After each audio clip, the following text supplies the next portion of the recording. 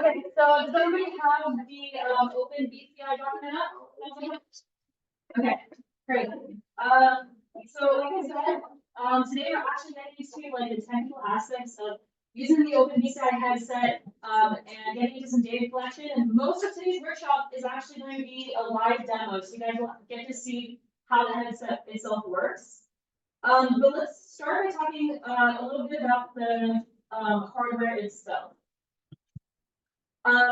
So based on the document that you guys have done pulled up, hopefully, and in order to receive Jonah, who can tell me any information about the piece of technology that you see pictured on the screen? Yeah, back there. Oh, very good. Jonah, would you like to do that? No, we'll come to you, but if you want. Okay. Yeah, exactly. So this is the OpenBCI headset, which is one of the types of headsets that we have. All of the electrodes that are highlighted in yellow are the ones that are available on this headset. So as I'm sure you guys know, there's a standardized nomenclature for EEG electrode placement. So regardless of the headset that you're using, the CZ electrode is going to be in the same place. Like all the C electrodes are going to be across the motor cortex and things like that. However, there is a limited amount of electrodes available in each headset, and so these are the ones that are available to us on the OpenBCI.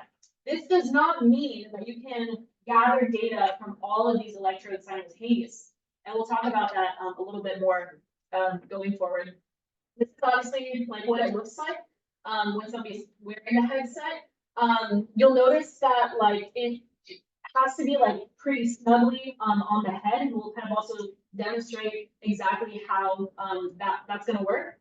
And then also, unfortunately, this headset is going to work a lot better if you have less hair, because the closer it is to your scalp, the better it's basically going to get. So thankfully, Bill has shaved his head for us for this meeting. So hopefully we'll have amazing signal to demonstrate to you guys.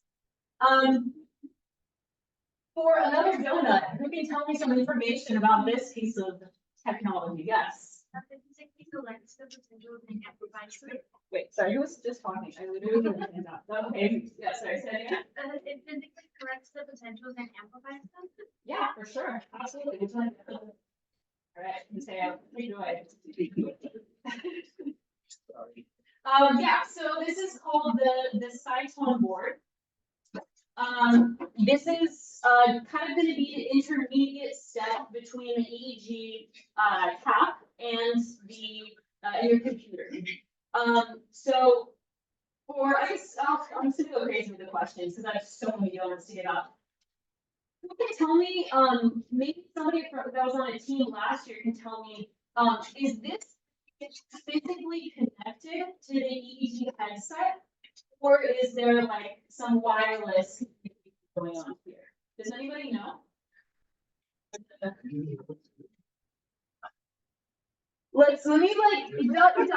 does. You're not wrong. It is capable. But the question is this, if we have the headset over here, and then we have the Cytone board, is there a physical connection between them, or is it Bluetooth specifically between the actual OpenBCI headset and the board?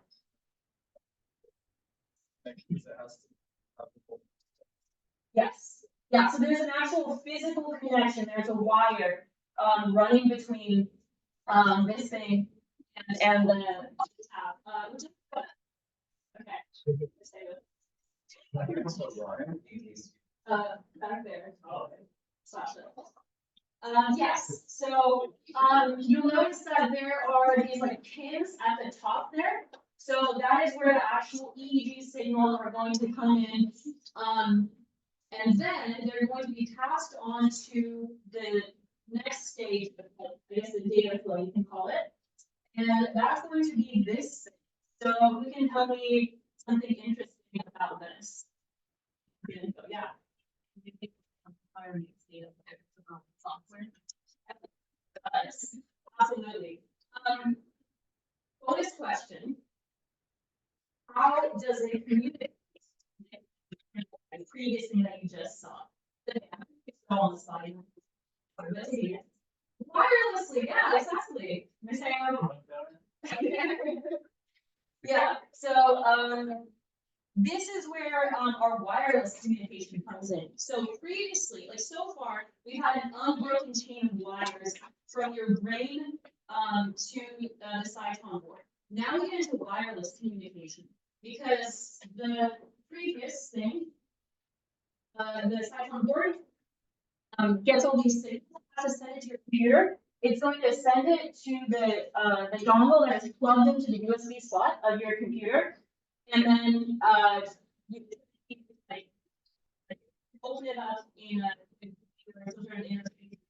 get into some code. But yeah, that is kind of like the flow of information. And then the last important bit of super sophisticated, expensive technology I think you talk about is this. So can you tell me a little bit about what this is? That was the first thing. Other facilities that are.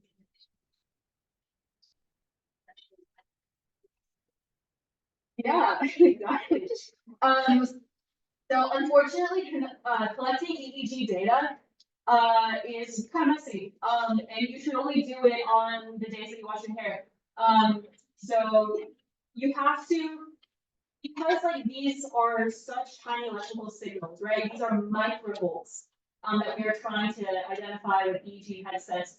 We want to try to facilitate the spread of these signals and not amplify them. And one way we can do that in a very low cost way is to just put gel on your head. And so anytime you're working with these electrodes, you're gonna have to put this gel kind of into the electrode. Okay, so those are the four main pieces of equipment that we're going to be working with. Any questions so far? Okay. So actually, we'll go to the notes.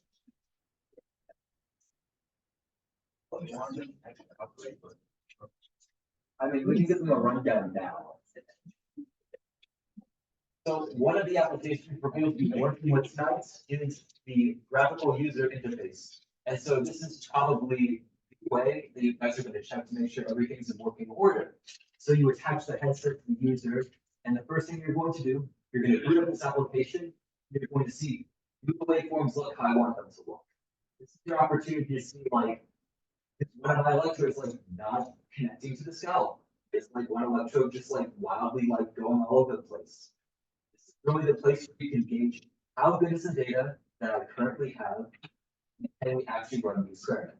And later on, we're going to go through exactly how we can do that with demonstration live from Bill. But let's see if I missed anything on this. Oh yes, set of instructions. So if you guys don't have this application, download it soon. You will need it. And set of instructions are like really easy. It is a standalone application. No other nonsense at all. It's pretty straightforward. So yeah. Okay, so now we're gonna like move into actual live demo. So showing you the actual hardware. I see that. Oh yes, I do.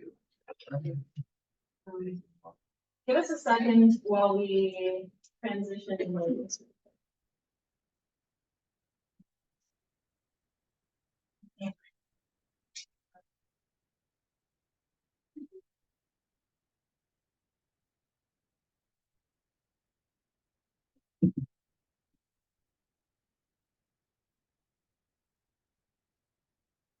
Oh, that's my face. Oh, and we could stop sharing here.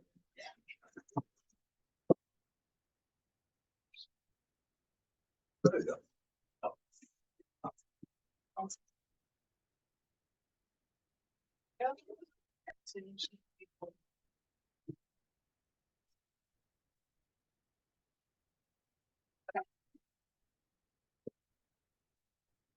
Here it is. Okay, so when you guys receive your headsets, you're gonna basically have two boxes. One of them is gonna contain the actual headset itself, which looks like this. Come closer. Yeah. You Oh.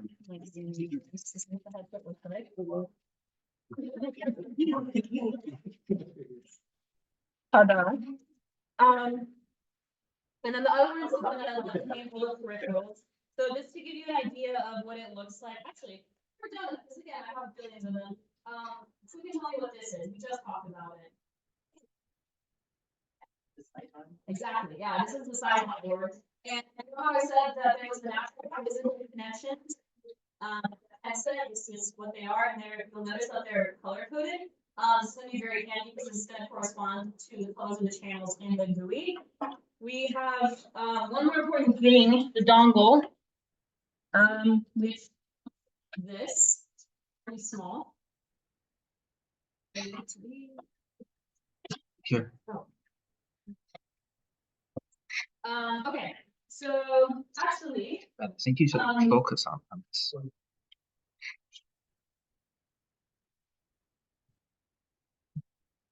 so I'm just gonna keep going with the steps on the OpenBCI tutorial. So let's say you have just received this headset, you verify that all the things are there, all the hardware is there. What is the first thing that you need to do? And again, I'm just going off of the steps from the procedure. Any thoughts? Yeah. Toggle the dongles and GPIOs. Yeah, but even before you do that, step 4. Connected to the laptop. Yeah, exactly. Yep. So right now, this dongle just needs to be plugged into a USB port. Actually, I can record. I can record. No, yeah, There you go. Actually, Bill, do you want to plug it in and yeah. Great. Does everybody see that blue light? That means that it's working. Awesome. And then what was the second thing you said? What's the what was the second thing that I told you to backtrack and now told you to go back to it? Toggle the dongle to the GPIO sticks. Yes. And so I don't know if you guys can see it, but is it? There's a Toggle. little black Yeah. switch, but it's already in GPIO 6. Yeah. So basically you want it to be to the right towards your computer. Okay. So that is in, and so that's going to be receiving a signal from like wirelessly. What is the next thing you want? Oh, by the way, you want? And did you want them? Okay. Okay. What is the next step? Yeah. Yeah, exactly. So for the power source on the document that you guys have, it's this big battery pack. Some of the headsets are going to have that. Some of them are going to have this like little lithium battery. It looks like that. The important thing is that the plug is exactly the same. So you're just going to take this and then slip your Cyton board over. Don't do that. It's on this side. And then you're going to want to plug it in right here into this like white housing. Correct. You'll see these like 2 metal prongs in there and then 2 holes in this thing. Just want to plug that in there. This thing is now powered. That is the source of your power, not USB or anything. Remember, this thing is not physically plugged into your computer. Okay. Any questions so far on anything we've done? Okay. Cool. So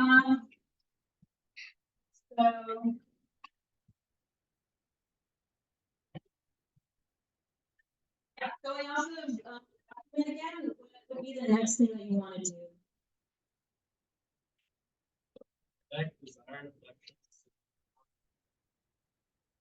Yeah, exactly. If we turn it on. Oh, Well, okay, yeah. You can proceed. yeah. Actually, we're probably gonna. I don't want to connect the electrons actually just yet, but I'll connect one of them to show you guys how to do it. By the way, the person that answered the question over here, whoever, did you want a donut? And also, did you want a donut? Okay. So bad.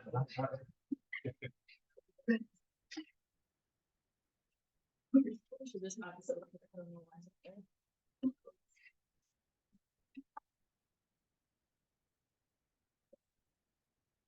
So. To show, I don't know if you guys can see, but there we have off and then BLE over here, and we have PC right there. So you're gonna wanna switch this to PC and notice how the blue light turned on. So the SciComm board is now on, and then you're gonna wanna place it like, you see like these 4 legs here? You want that to be obviously facing down, and that is now ready to go. If at this point you're getting into the problems and it's like, that's not even turning on, chances are it's a problem with your battery. Okay. I think we can probably go to Google at this point, because I don't want to connect things yet. I'll show them the movie how it's connected. Is it oh, I'll then share my screen. What's that? I'll share my screen. Sure. So at this point, basically your hardware setup is done, and we're going to show you what it looks like to open and run the Google. So give us a second to do that. Do you want to cover this or? Yes.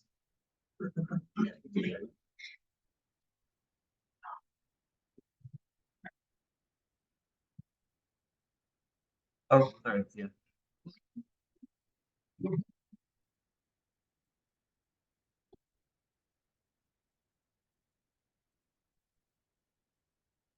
All right, yeah, so this is what you're greeted with when you first open the application, assuming you've connected, like, nothing. What you first need to do is you're going to be presented with a list of options. You want to click this one, the one at the top. The SciComm board is what we're interfacing with. You click serial from dongle because that is the interface where we're collecting data from. And from there, it looks like everything's good.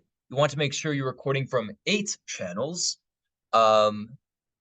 And assuming all of this looks how you want it to look, we can just start the session. Let's see if it works. We're lucky. Please. Hey, okay. So it doesn't always do that. If it doesn't, make sure that your board is properly connected. Make sure that all the settings are correct in terms of like what switches are on. If they're not, you might have low battery. So check everything before you're like, well, it doesn't work. So assuming that you see this, you've done most things correct. As you can see here, these are our 8 channels. They're color-coded. They're all flat because we haven't connected anything. So what you want to do, first off, is connect them, right? We want to connect them, not yet. Oh yeah, true.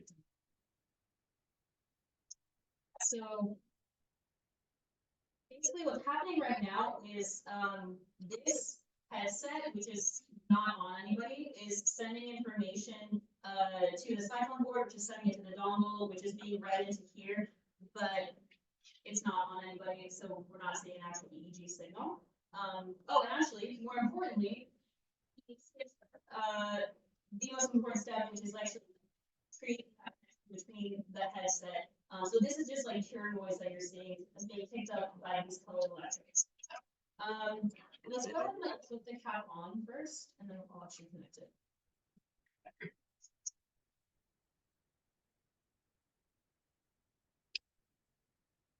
Also, another Yeah. stuff over there. It's more of a signal. I'm interested in the detecting frequencies that we're collecting from the top. Just look over there. See all the are like module. But once we get like the gel connected, you start to see those signals even out a little bit. You're feeling some from them. And this right here just records head position. So if somebody's like really jerking their head, you can see that there. Okay, so what Bill is doing right now is just putting the cap on. Like I said, you want it to be as snug as possible. I think you can probably push it. That's This is small. definitely the small. Maybe I can hold it. I think this will work too. Yeah, we don't need the Anybody chainsaw. that's not talking is just gonna hold the cap down. Although I think I think it's good enough. it's actually fairly fitted, yeah. Yeah. So luckily, last year, we only had one cap that was one size fits all technically. Now we actually have a couple different sizes. So this is too small for Bill's head. You ideally would want the chin strap to like fit pretty snugly. Not to the point where it's painful, but as tight as you can get it. And also, you want to make sure that the electrode placement is as aligned as you can get it. So remember how I said that every single EEG cap has essentially the same electrodes in the same places? If this cap were like misaligned, let's say it was like completely off to the side of Bill's head, then it would be collecting data from a place that is labeled a certain electrode, but is actually a completely different place on your head. So you want to make sure that the midline is actually like aligned with the nose, which currently it is. These two are basically centered on his forehead, and then this is aligned with his nose. So that's all good. And then yeah, you just want it to be like as snug as possible without it being like painful, because for a lot of you, you're going to be like collecting data for half an hour maybe, and if somebody is only feeling the pain from or like that discomfort from the cap, then you're not going to get good data. Okay. The viewpoints. Yeah. So when you're putting on the headset, you should make sure this cord of electrode, it should be to your back. And then also just to make it a couple of things to make it tight, you want to pull on these rings as tight as possible before putting on this chin strap. And then also to make the electrodes stay in contact as much as possible on your scalp, you want to kind of move them a little bit until you feel like your hair or your scalp is really touching very flatly or smoothly on the cap. Okay, so now I guess we're just gonna switch back to video. Guys, plugging things in. Ben, do you mind? Oh, you can stop. Oh, yeah, there you go. Of course. Maybe. Oh, yeah, sure. Oh. Here around step 7. So we put on the cap. Now we have to actually physically connect it. So the first thing I want to talk about are these two very important wires that you're going to have to connect every single time. I don't know, but there's no way you're reading that. Maybe you are. This one says D, and that stands for ground. This one says REF, and that stands for reference. So, don't know what the ground electrode is for. The same sort of ground you might have heard about in any sort of electrical engineering classes or physics classes. Like, what is the ground? Yeah. Yeah, exactly. So you basically kind of like offload any like additional electrical energy or like voltage difference within the system, and all like electrical systems are basically going to have this. Would you like to? Sure. And then what about this second one, the reference electrode? What the reference? Maybe to extend the baseline reference probably. Exactly, yeah. It's like that. Correct. It's on its way. So EEG measures voltage, right? Voltage is always a difference in potential between 2 points. So there's actually no such thing as like the voltage of a singular point. You're always measuring voltage in reference to something. It's like the potential change. So that's what the reference electrode is basically saying. It's looking at the voltage in a specific part of your brain, and there's a specific electrode dedicated to it on the cap. I think it's actually, this one is ground. Reference one is like back here. So actually, Ben, can you take it? So yeah, the reference electrode is back here on the back of the cap, and everything is kind of measured in reference to that. And by the way, the ground is also over here. You are effectively the ground because like you have so many electrons in you that you're probably sitting on the ground, that you yourself are used as the ground in this setup. So yeah, ground electrode, reference electrode, but we have to plug them in correctly. So if you guys look at number 7, what colors what color channel should I be plugging these two into?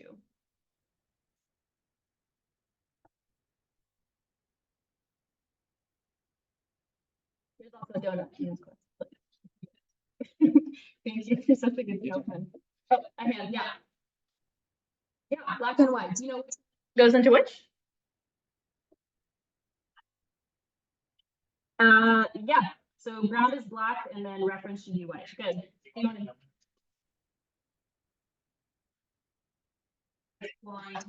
Okay, so I want to make sure that I'm plugging these in correctly because everything's going to be fucked up if I don't.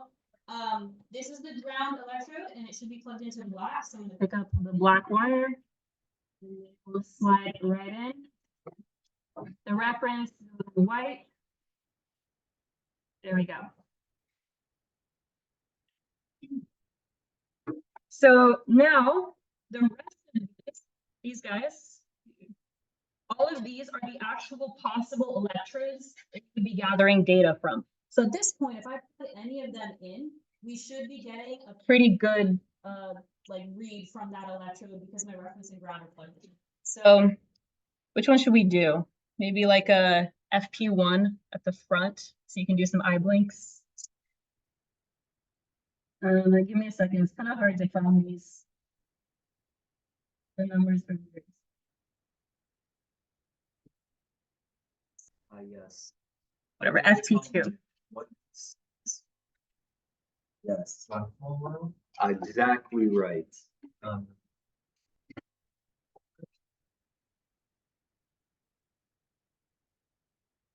was the top one. Usually. Oh, great. The gray. Okay. So yeah, I'm gonna plug this in to the gray wire, and we'll show you why in a second. So basically, I found an electrode for the wire labeled FP2. I'm plugging it into the gray wire over here.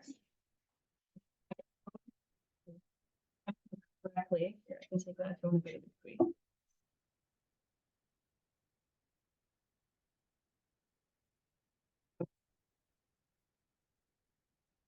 Video.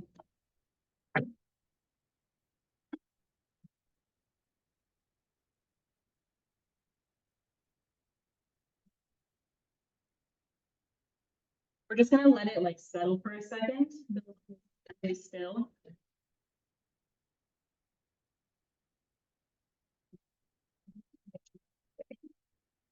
Maybe auto scale it.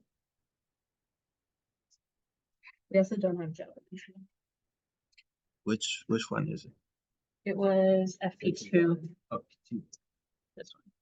All right. Oh, Yeah, wow. You see? I mean, okay, so one way that you can check that it is. Oh, it's responding now, it's not. Okay. It's plugged into that one.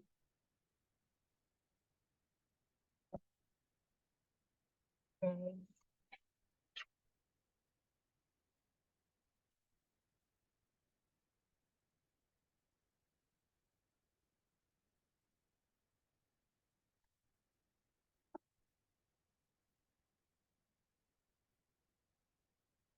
So.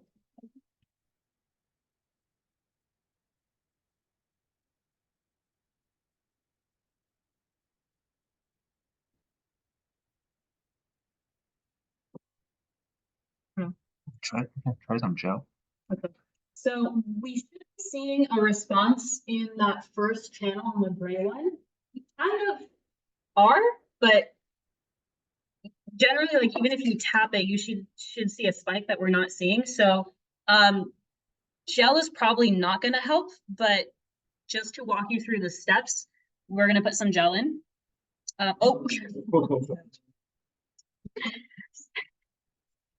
Don't slip.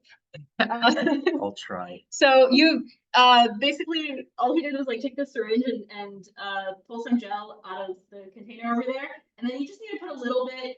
He's just not that much. Here, actually, let me give you a napkin. I can't see anything. Oh, I thought it went in your eyes. Okay.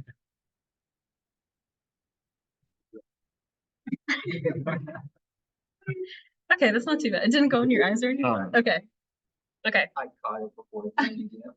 So yeah, the gel, you only need a little bit of, this is not at all Ben's fault.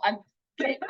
These syringes are so temperamental. It'll be like nothing, and then you apply pressure, more and more pressure, nothing happens, and it all squirts out at once. So it generally goes that way. So don't worry if that happens, but just try to be like really careful, like just slowly apply pressure until a little bit comes out. But yeah, this does tend to happen a lot. EEG is messy, what can I say? Okay, so that looks wow, it's still railed. You tried It's having not the other electrodes on. Yeah. and see if they're- Let's try some of the other electrodes. Do you want to maybe talk about like what railed means while I plug in the Yeah. ones? Does anyone know what rail stands for? This 100% thing, maybe from last year. Yeah, Well, like 100% changes. That they have 50%. exactly. Do you want a donut? Yeah. So I'll just repeat what he just said. Rail is basically a percentage that says how much the proportion of data that is not usable. So how much of the data falls outside a threshold that is considered usable. So if it's 100%, it means none of the data really tells us anything. And essentially you want this rail percentage to get very low, 10%, 20%, and that would be great. Yeah. Would you have to look? So I plugged in the CZ electrode, which is like right at the crown of your head. That's CZ, into the purple. And likewise, we're still getting rail data, which means we're not actually getting EEG data right now. But the first channel is looking a little bit better. Maybe it is a question of gel. So let's just go ahead and put gel in CZ and see what happens. No, redemption. Come on, Bess. Season, you said? Yeah, so right here. Oh, wait, I just realized. No, go ahead, put it in. There's a very, very important thing that we haven't done. This is a little bit embarrassing, but it might fix things. I am going. That's okay. You can use the rest of the napkins. So we put gel into the two electrodes that we are measuring. There's two very important places that we have forgotten to gel. Can anybody think where those two places are? Yeah. Ground and reference, absolutely. Would you like to go? Still, Bill. You're good. Okay. So let's go ahead and put gel in ground and reference. And then right here.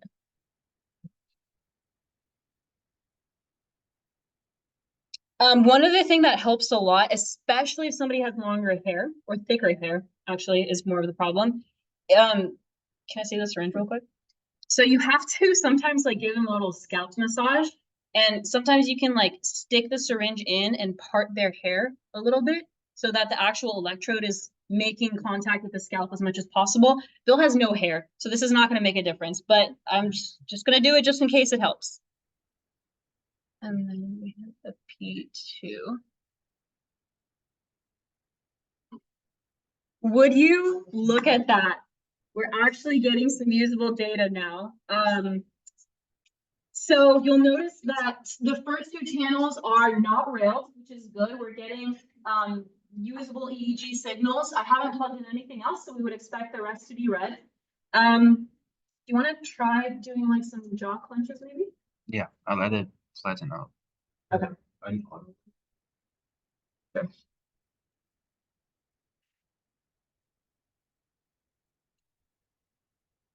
Just so you guys know, what Bill is doing right now is changing the vertical scale of these like channels, right? So he's just increasing the like by dimension. And he's doing that because he's going to demonstrate something that kind of confirms that you're getting pretty good data and that it's like all synchronized and stuff. So You can give the order. You can give the order. the order. Yeah. All right, Bill, clench your jaw.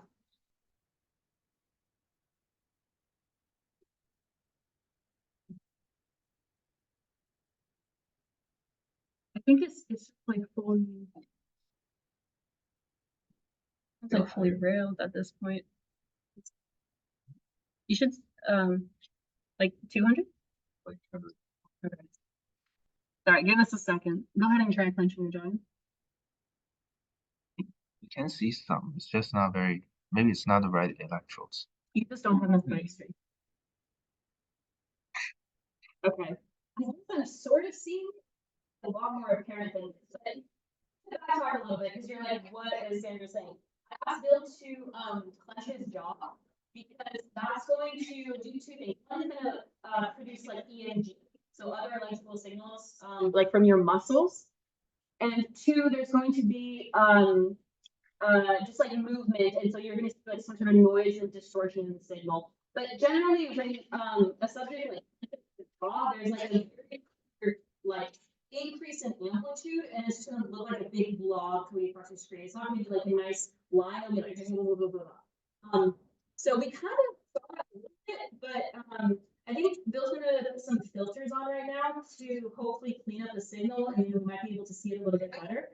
But yeah, in general, when you're testing electrodes, a couple of good things to do are, number one, ask the person to do a jaw clench, and then they'll do it, you'll see it come up on your screen, you'll know that the data is like coming in real time and that you're like getting an accurate signal. The second thing was the tapping on the electrodes that we just did. Let's try putting some 2 more electrodes. Two more electrodes. Yeah. Okay. All right. I'll do FP1. That's closest. Actually, let's do T3. That's close to jaw clench.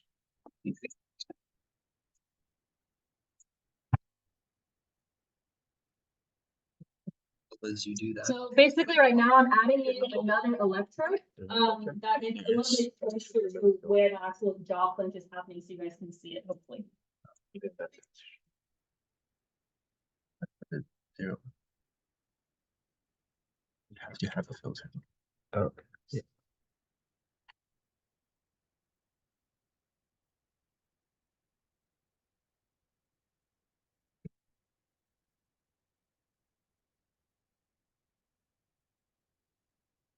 Okay, so go ahead and put some gel into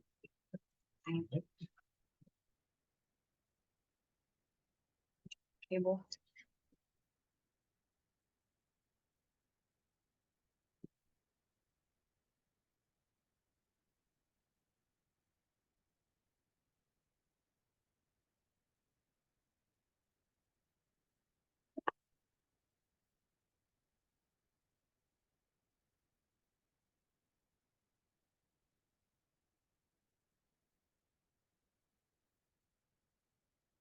Go down.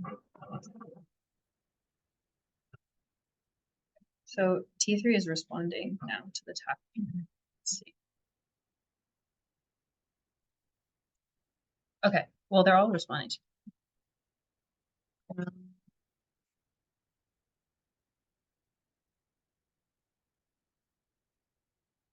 This one, not so much.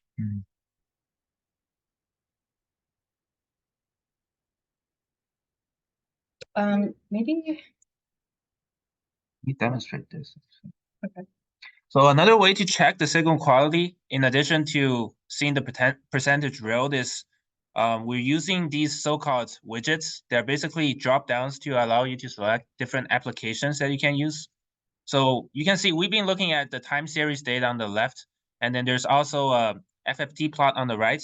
And then to check signal, we want to select the Cyton signal widget, and then we can see there's a list of 8 channels. Usually when they're plugged in, you can just test them all the time, but now we're just gonna test, for instance, channel 1.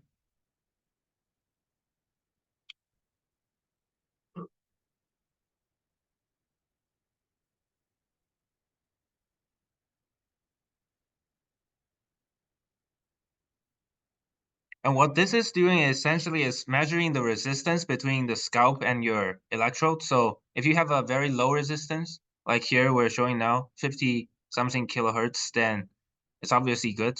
So this is another way to verify the signal quality.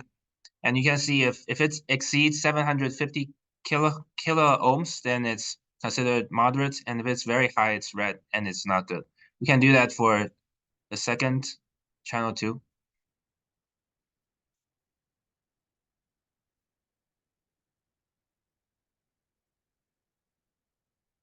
So if you get a combination of a very low rail and also a very low resistance, it's usually a good indicator that the signal is of very good quality. But you also want to check with some other methods like jaw clench or blinking or eye, and because those are the most indicative methods of signal quality. Do you want to go back? I don't know if there's anything else. No, I removed the filter. You wanna remove? Like this, I think if you look at the FFT plot section, it's a little bit easier to see the effect of a jaw clench. So I'll do one in a moment.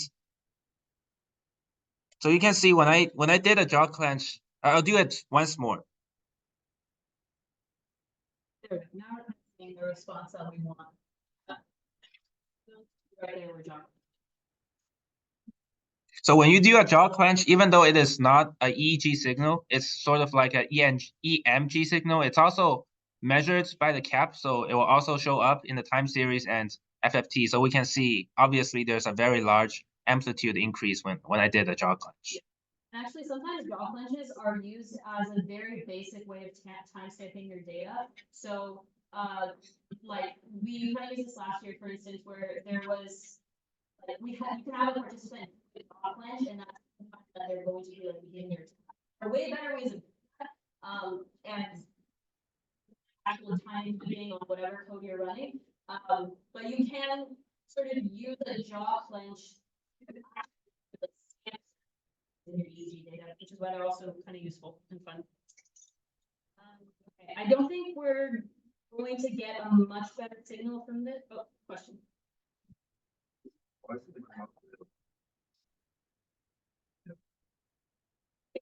Basically, these electrodes right that are not connected are just in empty air.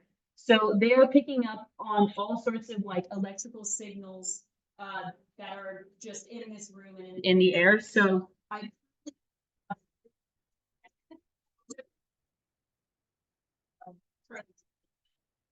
What is top rail?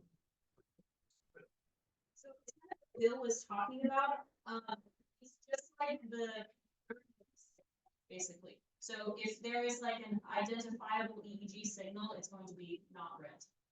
If you want it to be, if you're taking 5% railed, it's basically just noise that you're picking up from the air. Yeah, those are really good questions. Are there any other questions? Why can't you use the ground electrode as a reference? Why do you use separate? That's a great question. So reference itself is that because voltage needs like measured in reference to something, whereas ground is just like to discharge like the, I guess, electrical energy in the system. I don't know, so do you have a better answer for that? I think Why is it not as? I think it might be the opposite. Ground is what you measure it relative to. And then reference is to make sure that the data we collect is brain signals and mostly brain signals. So for example, the reference aims to limit that EMG signal from the jaw clench, which is why that reference is also like on the scalp, or usually sometimes it's like around the ear. Because so ground just lets you have a signal.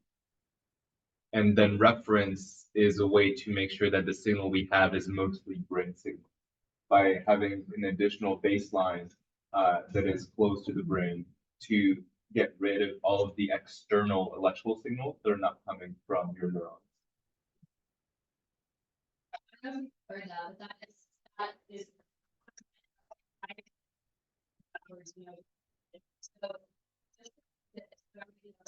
ground is basically like the floor with reference to which you're measuring the voltage, and then the reference is just a little bit more sophisticated, like the EEG, because it actually is EEG data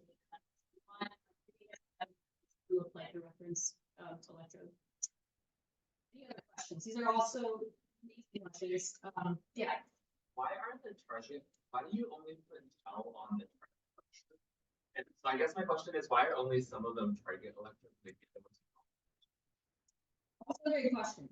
So we are limited by the Cyton board. Take over 8 electrodes. So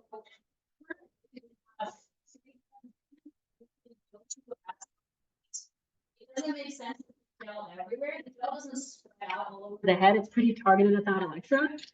So it would not help me to put gel over here on Bill's head because there's no data being gathered from there. But for your guys' recordings, I can't really think of a reason why you wouldn't use all 8 electrodes. Like you generally want to have as much data as possible. So you're going to be putting gel in all 8 electrodes. However, depending on your project, you're probably going to be using different electrodes. If you're working on attention, like more prefrontal cortex and like PF1 and PF2. If you're working or like with vision, you might be, well, yeah, if you're working with vision, you could be using like motion. You might want to use electrodes, the C electrodes on the motor cortex. So you actually, as part of your electrodes are most relevant to whatever data you're gathering. And using all of them.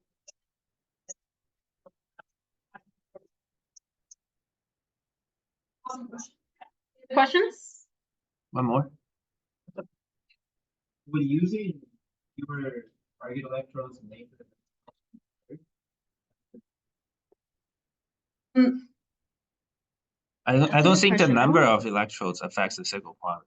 It affects the signal quality in terms of the signal you receive from the scalp, but it definitely improves the signal quality in terms of training a model. So Yeah. you would definitely want to include more electrodes. The only thing I can think of, I've never seen, like I'm thinking maybe in terms of like drop packets, with the communication with the dongle, maybe if there's just more data, like more that is going to be lost, you'll have more bullets. Again, where this is being wirelessly through Bluetooth. So that's something that would possibly affect, but I don't think I've ever seen that like be a big problem, and we would highly encourage you to disregard that and use 8 rather than like 4 because you're worried about losing data. Yeah. Any other questions? I guess very quickly, Hopefully there wasn't a question. oh, sorry. Yeah. Where we place the reference electrode? So the reference electrode is embedded in the cap already. You don't have to like place them anywhere. Physically, the electrode, it's the reference is like right here. You can't really see it, but I'm pointing at the kind of back of Bill's head. And then the ground is up here. And then in terms of, so these are the electrodes. They're connected via this to the cables that I then connected. And the ground, you can't really see it. I'm not going to lift it up. But the ground is connected to black and the reference is connected to white. All of the other electrodes can be connected to any color. It just depends on like where you want them to be in the GUI. But those two specifically have to be connected to those specific colors. And it should be in the document like outlined what is connected to what.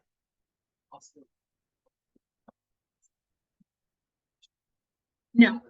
Yeah, also a great question. They do not count as one of the 8 channels. So you have a total of 8 electrodes that you can like scientifically investigate, plus 2 other electrodes that are always necessary for any recording, which are the ground electrode. So you have 8 regardless that you can use. Yeah, no, please.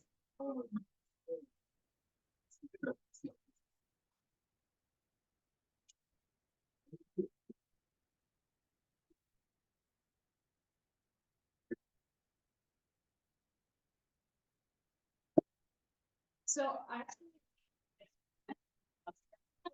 exact like mathematics or mechanics how the reference electrode is used in the data. But, I would assume that it's probably because like a jaw clinch is such a significant event that it's like it's like the voltage spike is so big that's gonna show up anyway, even if you're like subtracting the EEG data.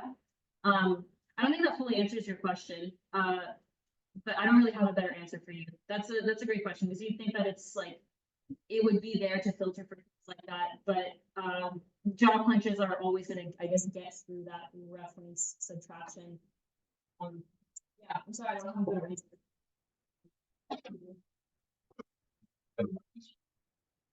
Yeah. So, signal is generated by your muscle. And a lot of that electrical signal propagate. That's that same signal here. That signal is slightly different. So what we see here is data collected at one of the electrodes minus the data collected at the reference. We will get rid of some of that noise, but because the signal is not exactly the same,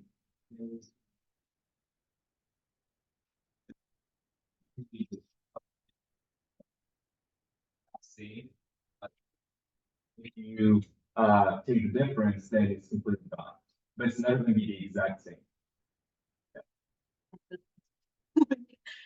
Any other questions? And so a very important thing, so once all of the hardware setup is done, so again, to confirm that the data quality is good, you should go here in the vertical scale and go to either 200 or 400 microvolts. It always takes a little bit of time. You might need to stop and start data stream again. And this allows us, to have the same scale at all the channels. Because when it was at auto, it would automatically take that scale of the amplitude vertical for each channel. So then it's harder to compare them. So we want to have a consistent grid for all 8. So you should pick either 200 and 400. Let's see if we can get the data stream. But there are basically 4 little tasks that you should do. The first one is the most easy of just tapping it.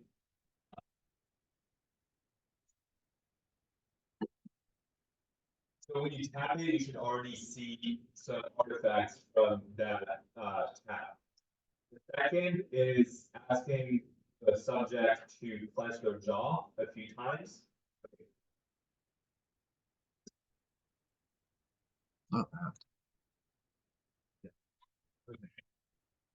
Exactly. So the goal of these 4 tasks is to make that we collect actual brain in real time. So don't, okay, all right. So I'll let this artifact pass. And so here you can see that the across the entire window. So right now we assume that this is brain data. Let's prove it. So we'll tap one of the electrodes. Here we can see spikes that are artifacts. And now if we ask Sandra to stop, then we can clearly see the difference between those artifacts and this, which is brain. This is the first test. The second test, I'm going to ask you again to clench your jaw, Bill. Okay, beautiful. So you can clearly see here again how this is an EMG signal, which is a lot higher frequency and higher amplitude compared to the rest of the data. Again, showing that this rest of the data is actual brain activity. Third test is eye blinks. When blinking your eyes, Bill? Okay, great. So you can see there that the signal again is higher amplitude and higher frequency. It's not as much as from the jaw clench because there's just a lot less power in eye blink than in the jaw clench. The other thing that we noticed is when he clenched his jaw, we saw the EMG signal in electrode 3 because here electrode 3 is a temporal electrode, which is just geographically and spatially closer to the jaw. Then when he blinked his eyes, we saw that in electrode 1, which is again spatially closer to the eyes. So that is why, again, we have a clear understanding and a clear interpretation of what's going on. The very last task is to subject eyes and relax for a few seconds.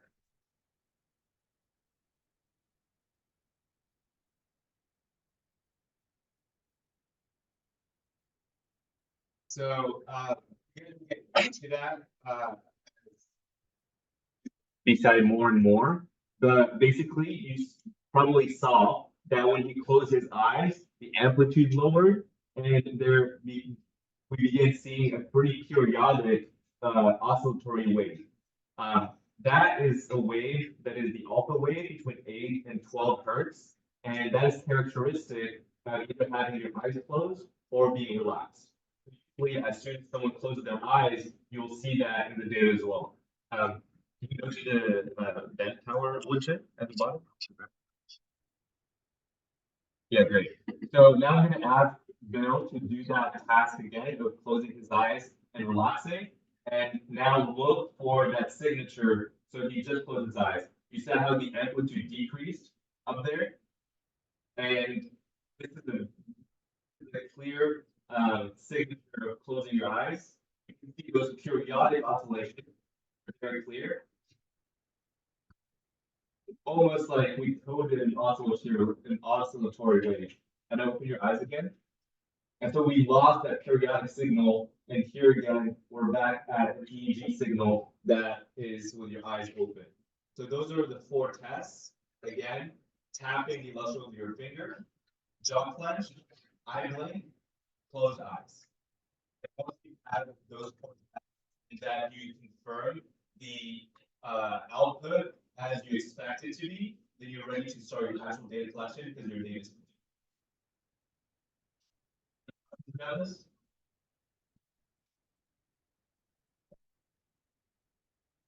Let me just show one step to let you know where you can get the data. So this is the GUI, and you can, once you exit it, you usually go to Documents on your laptop, and then you share my screen. So you go to Documents on your laptop, and then find OpenBCI GUI, and then go to Recordings, and we can see there is a session created. And once you're clicking that, there's going to be text files of all the different sessions that we started and ended, and then you can import these into Excel, for instance, and then these will be your data to analyze. Any final questions before we finish up? This workshop was more about getting a hardware set up and getting streaming data. We're gonna have another one that's gonna be more about like recording the data, LSL streaming and things like that. So don't worry if you're not an expert on this yet. One last final thing, just before I know a lot of you have to head out, but it's super important that everybody hears this. When you are done with the EEG headset, you are going to need to wash it. I know it seems like counterintuitive. This is an expensive piece of electronic, hardware. This whole thing can be like fully submerged in water, and we want you guys to wash it in like not scalding, but like fairly warm water. You can use soap on it. Because the gel is going to stain it. You should see our other head caps, they're literally yellow because people didn't wash them. And this is a brand new one. We don't want that to happen to this one. So whenever you're done, you're going to unplug everything. Make sure that everything is stored in the bags and in the boxes that you found them in. And then you're going to want to wash the headset itself. Okay. I think that just about covers it. I'll give you guys the attendance form right now. Actually, wait. Can you pull up the attendance form? Alright, so go ahead and scan that. And for team leads, make sure that you talk to your liaisons about things that are coming up this week. Thanks for coming, guys.